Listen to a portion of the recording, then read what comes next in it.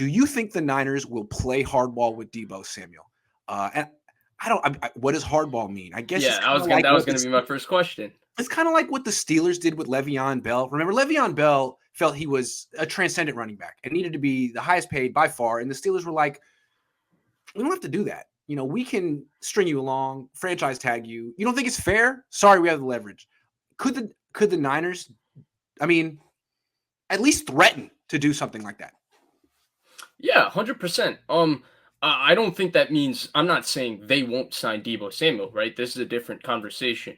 At the same time, I think they will sign Deebo Samuel, but I also think they'll have a hard line on how far they want the negotiation to go. And that's because we believe the Niners are a smart organization, and any smart organization has a number that they can go to with the player. And if it goes beyond that, then you have to make the tough decision of, parting ways. Again, I don't think this particular situation will end up getting to that, because I also think the Niners really want to get this deal done. And I think Deebo Samuel also wants to stay with the 49ers. But I do think that, the Niners are going to play quote unquote hardball, because that's the smart thing to do. Like, they cannot have any negotiation with any player. Like, they didn't have it even with Trent Williams, who was a free agent. It took Kyle Shanahan stepping in the last minute to ensure that he got that extra little bit of money to get him to come back.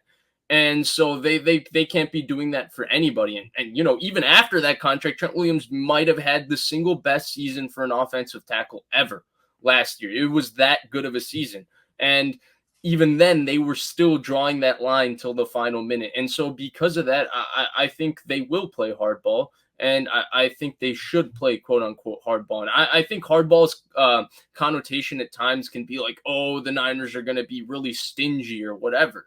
No, it just means that they're going to set a limit. And if it gets beyond that limit, then they might look at other avenues of making the decision that's best for their team.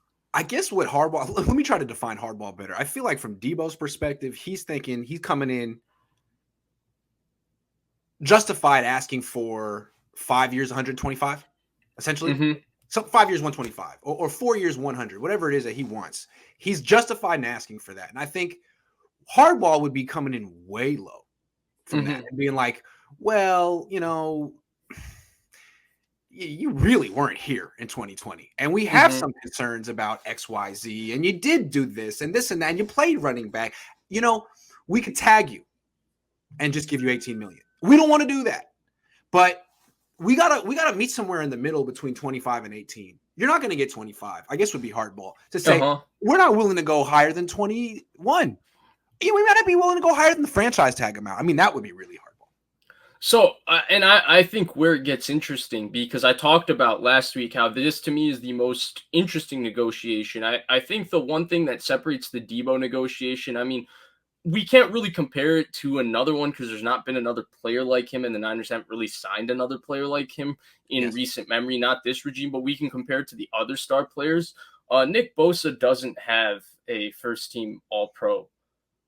DeForest Buckner did not have a first-team All-Pro. In fact, he had only one Pro Bowl to show for his resume till then. Even though we knew DeForest Buckner probably deserved more accolades, he just didn't receive them.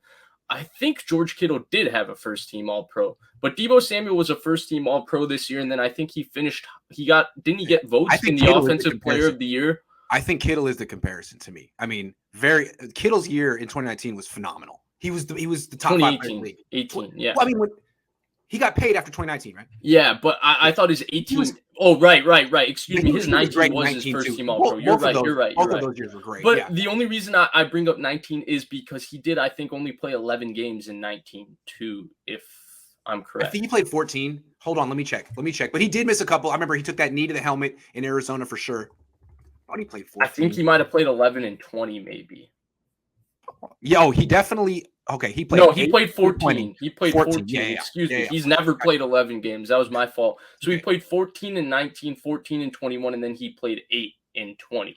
I've been throwing out that number that he missed 11 games the last 2 years. That's where you got it. Right. I think that's where I got it a little bit stuck in my head. Dang, I'm usually a little more on top of it than that. No, that was my fault. I put that number in your head. That was my bad. Yeah, no, but what I Yeah. wanted to say is in terms of the accolades, that's where I think Deebo has maybe a little more leverage. Not that I don't think teams look at it and say, if you're a first team all pro, you're this, you're that. But at the same time, Richard Sherman talked about it when he was talking about the Hall of Fame thing. Like, it is looked at as the number one accolade for a player within their season. It is looked at as the recognition that you are one of the two best players in your position. And in Deebo Samuel's case, he did receive that accolade. So therefore, as much as this contract negotiation is going to be tricky because he has an injury history, it's going to be tricky because he doubles up in multiple positions. It's going to be tricky because the Niners have not been able to replace his value. It's going to be tricky because there were people who are really in the know, like Benjamin Albright on Niners Nation podcast, spitting rumors like, I'm not sure if Deebo Samuel will get a second contract with the team at this exact time last year. So it's going to be tricky for all of those reasons. And then you add to the fact that, hey, he does have this level of a season behind him, and he does have this acknowledgement from the rest of the league, or the most respected people covering the league, that he is one of the best players at his position. He's one of the one or two best players at his position. Okay, so I think here's where things get complicated. I think after last year, the Niners may have felt this is a guy we're not necessarily going to invest in long term. I think that's how they felt last year. I think they questioned his professionalism, his not work ethic, but his conditioning, like his ability to avoid the soft tissue injury. We've talked about this, right? This is old news. This is what we were talking about last year, right? When Albright said this, then we went back to John Lynch and Kyle Shanahan's postseason comments about Deebo Samuel. And while they acknowledged that he was unlucky because of the foot injury, they felt that he needed to do a better job. Right. They said it. So I think what happened was the Niners were kind of feeling like, look, nervous about this guy. We think he's going to be injury prone. If we could just get one good year out of him, maybe we could trade him. And I don't think anyone expected to have a year like this. No. And so now you got to think like, wow, he really exceeded expectations. He did become the focal point of our offense, took it away from Kittle, Ayuk. It's him. At the same time, did he erase our questions that he created in 2020, having one good year? I mean, obviously the answer is no. So what's possible is maybe the Niners don't want to commit themselves. Maybe they want to go year to year with Deebo. How about that? Maybe they want to go year to year with Deebo the way the Steelers went year to year with Bell. Now, Bell essentially retired for a while. I don't know if maybe Deebo would do that. But I think maybe they would you have a contract this year, play on it.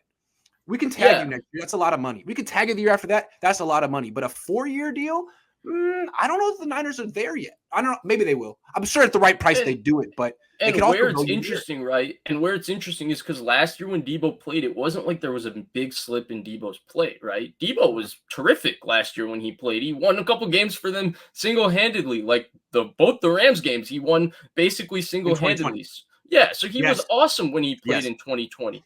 But it was because of it was questions about, his off the field in terms of his body. And I brought up, right, I was listening to a podcast where Brandon Marshall was talking about Deebo Samuel, and he says Deebo works out in his gym. And he says the only thing that's going to, the one thing he said about Deebo was that he's fantastic. He's a freak, one of the best players, all of that. He said once he learns to recover his body, he's going to be unstoppable. But if the question the Niners might have is, well, can't do that. When is he going to learn that? And obviously we're debating things that, are a little trivial. We're trying to piece together a lot of different data points that have occurred over the last year. But if we're going to talk about hardball and whether the Niners are going to have a line on they're going to draw with this negotiation, I think that it would be stupid for us to say they wouldn't. Heck, I think they would have a limit too with Nick Bosa, because last year sets the precedence. They had a limit with Trent Williams that they wanted to hit. It took Trent Williams calling Kyle Shanahan to go over the top. Right.